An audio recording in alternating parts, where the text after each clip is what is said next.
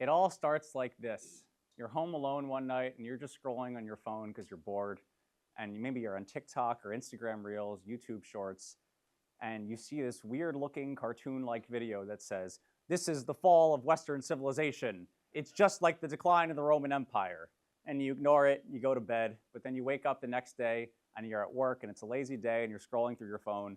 You see some self-proclaimed alpha male telling you 5 reasons why you'll never be in a relationship.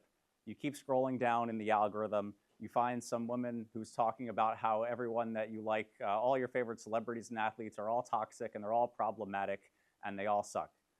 This might seem like an exaggeration, but this is actually a reality for millions of people. We are currently drowning in content that is negative and cynical, and Gen Z has a word for it. They call it being a doomer. They call it doomer content. So the reason this is such a big problem is not because this content hasn't existed in the past. It's because this content is now spreading like wildfire over social media algorithms.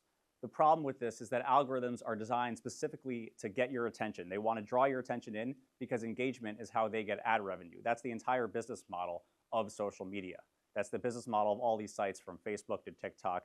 It's not even a problem with an algorithm. The problem is that this is how you get engagement.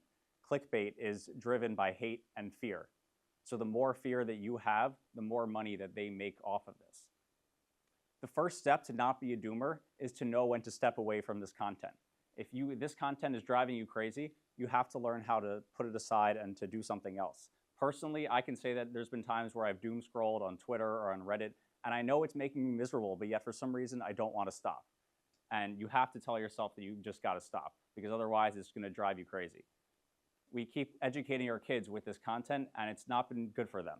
Over half of American teenagers say that they have anxiety. About 20% say that they're seriously depressed, and a similar amount say that they've at one time in their life considered suicide. This is a serious problem, and while this isn't entirely because of this, this definitely plays a major role in the development of teenagers, in the development of young people today. However, we can't just say to put this content aside. We also need to create positive alternatives. Personally, I created the U Frontier, my creative office space in Norwalk, Connecticut, because I realized that it's very easy and very cheap to just scroll on your phone, and it's often very expensive and very difficult to actually go out and meet people, especially when you're out of school and you're an adult. It becomes a lot harder.